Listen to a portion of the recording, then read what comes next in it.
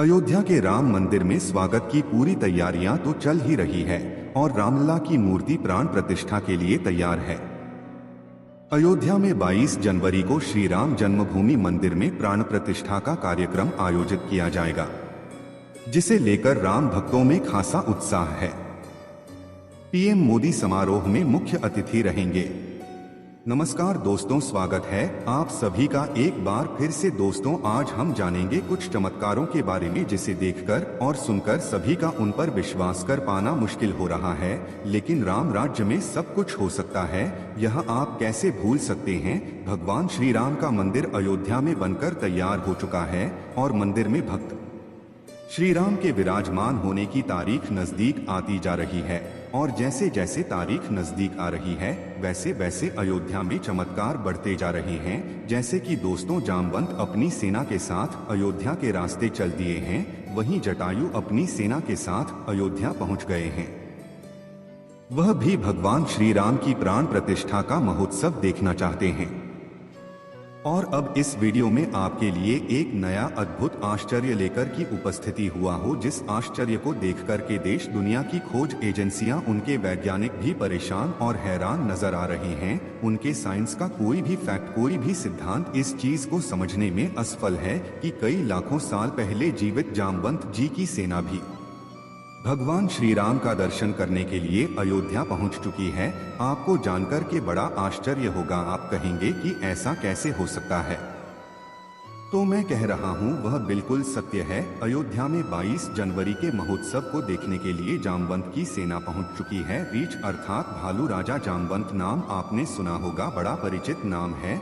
जहां रामायण का नाम आएगा वहां जामवंत का नाम जरूर आएगा। दोस्तों, सतयुग में ब्रह्मदेव के अश्रुओं से पैदा हुए थे जामवंत।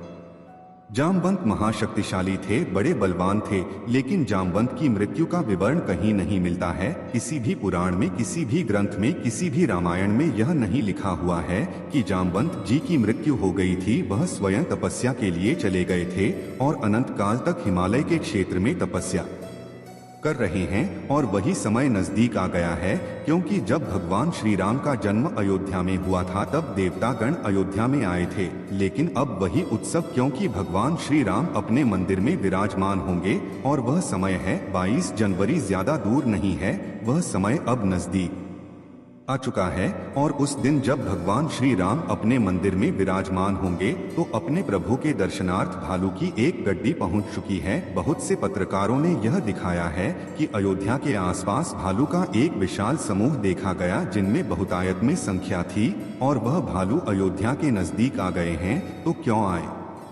वह भी भगवान श्री राम का उत्सव देखना चाहते हैं।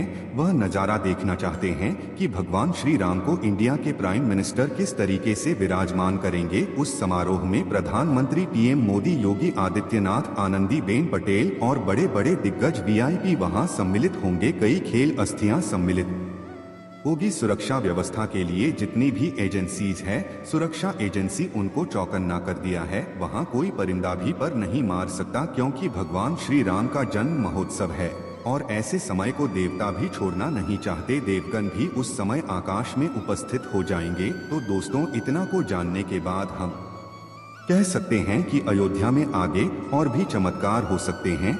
फिलहाल अभी से यह चमत्कार मैं आपकी सेवा में प्रस्तुत कर चुका हूं। और बंदरों की बात करूं तो वानर तो अयोध्या में बहुत पहले से ही थे। हनुमान गढ़ी नामक एक पावन मंदिर है और उस मंदिर के आसपास हजारों की संख्या में वानर देखे जा सकते हैं। वानरों की कई प्रजातियां है। जो हनुमान जी की श्रेणी के वानर है, वह इस समय चित्रकूट से अयोध्या पहुंच गए हैं। तो आप भगवान श्री राम अपने गर्भगृह में स्थापित मंदिर में विराजमान होंगे। एक अद्भुत खबर आ रही है अयोध्या से कि पता लग रहा है कि अयोध्या में महात्मा जटायु पहुंच चुके हैं। दोस्तों, आपको याद होगा कि सन 2000 के बाद से कहीं भी गिद्ध दिखाई नहीं देते थे और अचानक 23 साल बाद अयोध्या नगरी में गिद्धों का झुंड पहुंच गया है। लोग कह रहे हैं कि यह साक्षात जटायु है, जो भगवान श्री राम के मंदिर की प्राण प्रतिष्ठा में शामिल होने के लिए आए हैं। दोस्तों, अयोध्या से जटायु जी के प्रवेश की यह खबर जैसे ही लोगों को मिली, यह ट्विटर पर वायरल हो गई। बड़े बड़े सेलिब्रिटीज इसको लेकर ट्वीट करते हुए दिखे। इसके अलावा बड़े बड़े यूट्यूबर्स भी इस पर वीडियो बना रहे हैं। मीडिया भी कवरेज करने के लिए अयोध्या पहुंच चुकी है, क्योंकि यह अपने आप में बड़ी खबर है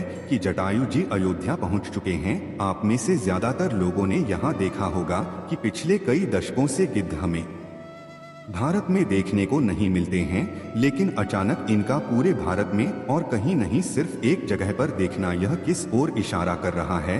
आखिर क्यों यह गिद्धों के बड़े बड़े समूह अयोध्या पहुंच रहे हैं? लोग यह कहने लगे थे कि अब गिद्ध केवल किताबों में ही देखने को मिलेंगे। ऐसे साक्षात देख पाना अपने आप में एक चमत्कार है, वह भी अयोध्या में जब राम मंदिर की प्राण प्रतिष्ठा होने जा रही है।